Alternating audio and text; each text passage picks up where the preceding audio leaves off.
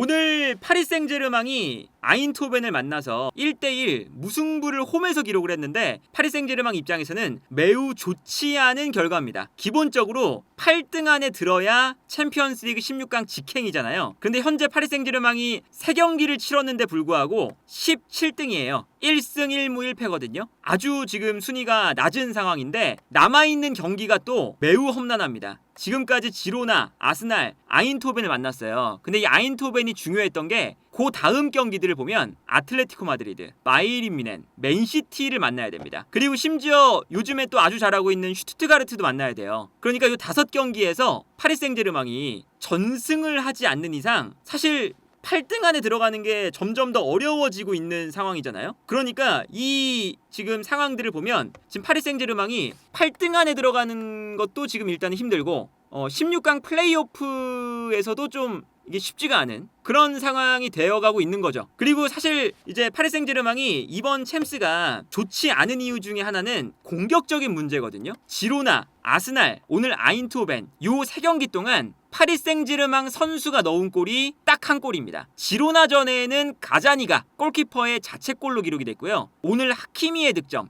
요 득점 하나밖에 없어요. 3경기에서 한 골을 넣은 거죠. 그만큼 요즘에 파리 생제르맹의 공격 자체가 잘 안 풀리는 면이 있습니다. 여러 가지 요소가 있는데 특히나 오늘 같은 경우는 아인토벤이 굉장히 공격적인 수비를 했어요. 그러니까 초반부터 아인토벤은 특히나 파리 생제르맹이 후방에서 볼을 잡을 때 라인을 과감하게 올렸죠. 그러니까 과감하게 올렸을 때 이 파리 생제르맹이 해야 되는 건 어떤 게 있었냐면 상대가 올라올 때 여기서 탈압박이 되면 뒷공간을 노릴 수 있다 였잖아요. 그래서 오늘 이강인 선수의 제로톱이 중요했던 이유가 이강인 선수가 내려와서 수비를 끌어내면 이강인이 볼을 잡았을 때 돌아서는 순간 돌아서자마자 바르콜라, 덴벨레 아니면 옆에서 뛰어들어가는 에메리 이런 선수한테 찔러줄 수 있다 이거거든요. 근데 만약에 요게 안 되면 올라오는 상대 수비에게 빼앗기는 순간 아인토벤이 다시금 공격을 할 수 있다. 반대가 되는 거죠. 그래서 이제 오히려 아인토벤이 라인을 올렸을 때 이것을 역으로 이용해서 뒷공간을 노리느냐 아니면 여기서 볼을 뺏겨서 약간 높은 지역에서 볼을 뺏기다 보니까 아인토벤에게 공격을 허용하느냐 이게 이제 오늘 경기의 가장 중요한 포인트였는데 오늘은 이강인 선수 자체는 볼이 갔을 때 돌아서서 찔러주는 패스가 몇 번 들어갔어요. 그런데 애초에 이 아인토벤 자체가 이강인이 볼을 잡을 때는 약간 반칙에 가까운 이 압박을 통해서 그냥 반칙을 해버릴 때가 많았습니다. 그리고 다른 선수들이 볼을 잡았을 때 여기서 좀 문제가 생기는 면이 있었거든요.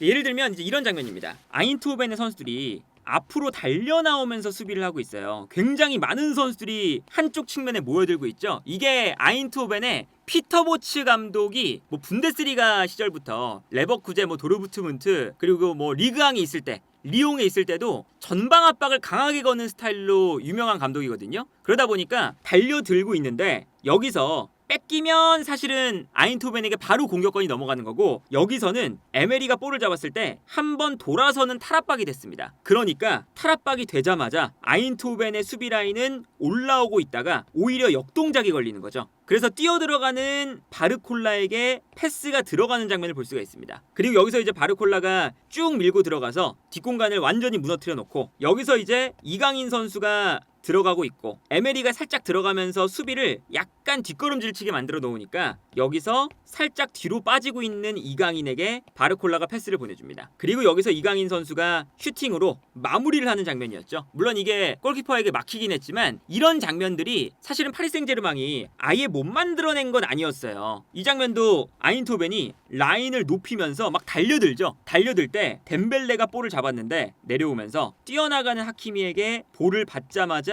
넘겨주니까 오히려 달려들어오는 이 아인토벤의 수비수의 뒷공간이 크게 열리는 거죠. 그래서 이 다음 장면을 보면 하키미가 이 공간으로 뛰어들어가면서 완전히 아인토벤의 뒷공간이 무너져 있고 여기에 더해서 뛰어들어가는 또 다른 선수가 한 명 더 있고요. 이 공간으로 패스를 뿌려주니까 여기서 완벽하게 뒷공간이 무너지는 걸 볼 수가 있습니다. 그리고 이 과정에서 또 이제 이강인 선수의 움직임을 보면 이강인 선수가 제로톱이잖아요. 그러니까 이강인이 아예 그냥 내려와서 수비수 한 명을 그냥 끌어내고 있어요. 이런 역할을 이제 이강인 선수한테 준 거죠. 그래서 이강인도 한 명을 끌어내고 덴벨레도 한 명을 끌어냈을 때 이 공간을 이제 파리 생제르맹이 쓰게 되는 그런 장면이라고 볼 수가 있고, 그러다 보니까 이강인 선수도 이런 장면도 많이 나왔습니다. 이 장면을 보면 이강인 선수가 내려와요. 그러니까 아인트호벤의 중앙 수비수가 이강인을 따라 끌려 나옵니다. 그 순간 옆에 있었던 에메리가 뛰어나가고 뛰어 들어가는 에메리에게 이강인의 패스. 그래서 이 다음 장면을 보면 이강인이 수비를 끌어낸 다음에 뛰어 들어가는 에메리에게 찔러주는 패스가 딱 들어가죠. 그래서 이 뒷공간이 무너지는 장면이 나왔거든요. 물론 이 패스가 약간 길긴 했지만 기본적인 이 오늘 파리 생제르맹의 전략 자체는 이강인의 제로톱 뿐만 아니라 뭐 덴벨레, 앞쪽에 있는 하키미,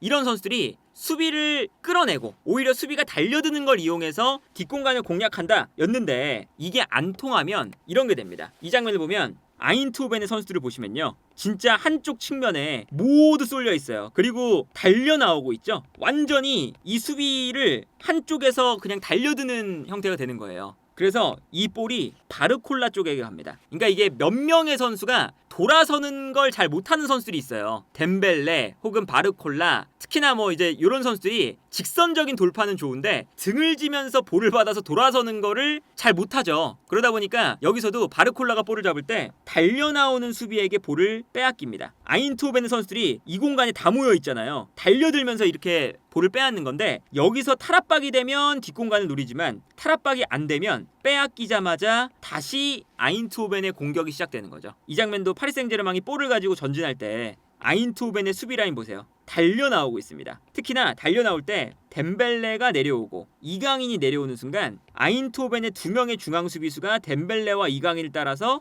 과감하게 나오거든요. 그래서 여기서 파리 생제르맹이 덴벨레에게 패스를 보내줬어요. 근데 여기서 덴벨레가 등을 지는 상황에서 볼을 뺏겼습니다. 뺏기다 보니까 노아랑이 볼을 잡아서, 당연히 높은 지역에서 볼을 뺐다 보니까 빼앗자마자 바로 공격을 시작할 수 있는 거죠. 그리고 여기서 뭐 노아랑의 뭐 개인 플레이였는데 접고 들어가서 파포스트를 보는 척하다가 빠른 타이밍에 니어포스트로 차는 아주 멋진 골이 들어갔죠.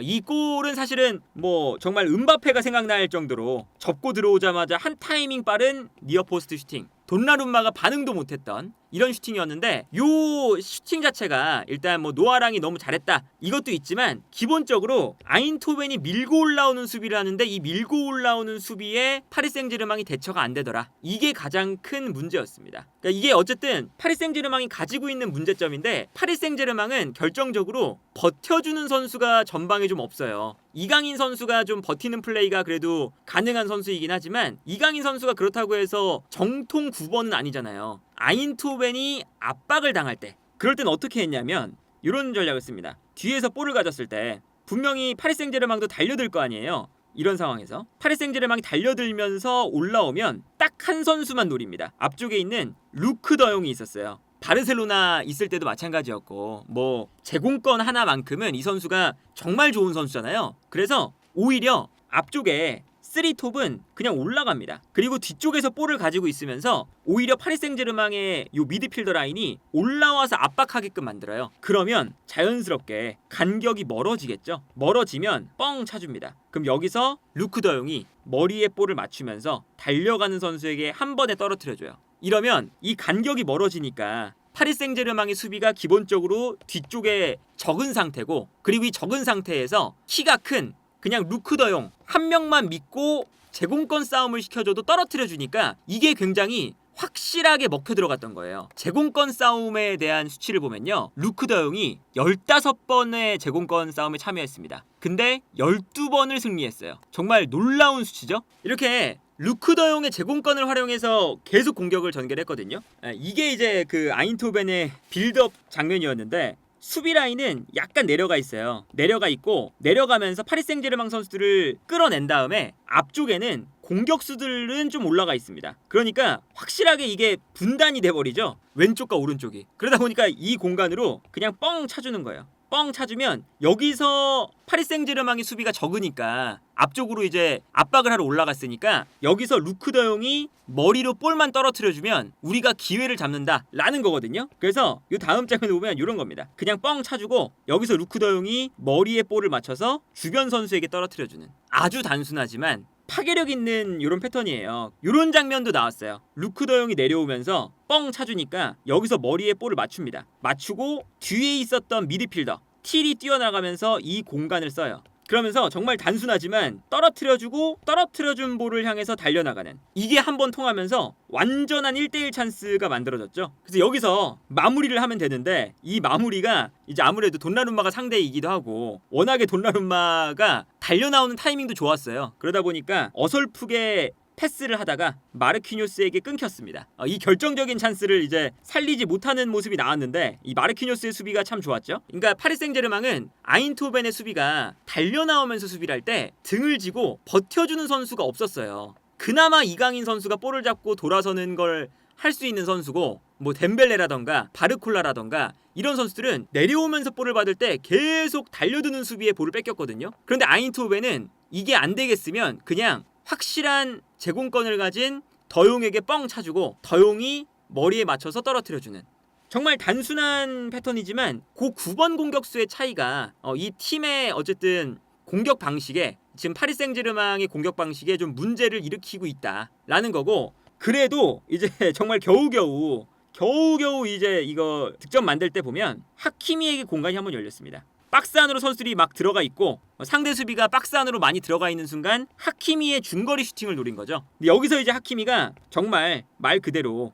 정말 미친 중거리 슛을 넣어주면서 그러면서 이제 동점을 만들긴 했어요. 이 슈팅 자체가 거의 무회전으로 나가면서 뚝 떨어지는 볼이었거든요. 그래서 골키퍼의 이 가랑이 사이로 뚝 떨어지는 정말 말도 안 되는 슈팅이 나갔는데, 이런 슈팅을 제외하고는 오늘 파리 생제르맹이 아인토벤이 내려앉았을 때 공략할 수 있는 방법을 제대로 찾지 못했다는 거. 그리고 이렇게 9번 공격수가 없기 때문에 이제 파리 생제르맹이 의존하는 그 위치가 좌우 측면이에요. 바르콜라나 덴벨레. 근데 이 바르콜라나 덴벨레가 침묵하는 날에는 늘상 이렇게 답답한 경기를 펼칠 때가 많습니다. 덴벨레가 얼마나 볼을 많이 빼앗겼냐면 81분에 나갔는데 압도적으로 턴오버가 많습니다. 26번 볼을 뺏겼고요. 그 다음으로 볼을 많이 뺏긴 선수가 공격에 오늘 가담을 많이 했던 하키미가 18번인데 하키미보다도 한 10번 정도를 더 뺏겼어요. 파리 생제르맹이 9번 공격수가 없으니까 박스 안에서의 뭔가 우위를 점하기가 힘든 팀인데 좌우 측면에서도 이렇게 돼버리면 상대 수비를 공략할 수 있을 만한 포인트가 많이 줄어드는 거죠.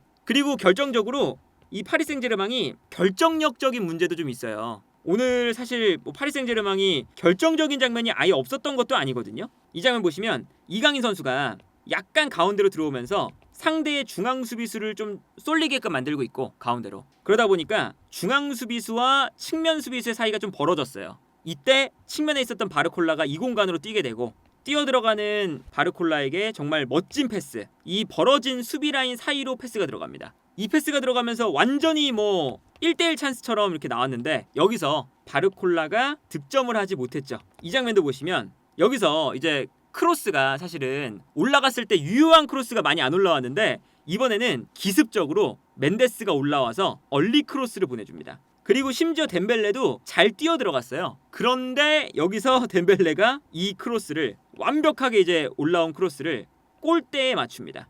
이거는 근데 사실 어느 정도 이 크로스를 발에 맞추는 거였기 때문에 이해를 할 수 있는데 이 장면은 아인토벤이 잘못 걷어냈어요. 잘못 걷어내서 앞으로 달려나오던 네베스가 이 볼을 다시금 안쪽으로 밀어넣습니다. 그리고 이게 애초에 아인토벤의 실수였기 때문에 덴벨레가 완벽한 1대1 찬스였거든요. 근데 여기서 약간 허무하게 컨트롤을 한 다음에 차도 되는 걸 그냥 다이렉트로 차다 보니까 골대 위로 넘어갑니다. 여러 가지 이제 문제가 결국 하나로 귀결이 되는데 9번 공격수가 없다 보니까 크로스를 올리는 패턴도 안 통하고 9번 공격수가 없다 보니까 중앙에서 버텨주는 포스트 플레이가 안 나오고 그러다 보니까 경기를 풀어나가는데 어려움을 겪고 그리고 결정적인 찬스를 살려줄 수 있는 최전방 공격수가 없다는 거. 결국에는 이 문제가 귀결되는 건 9번 공격수에 대한 부재 이건 거죠.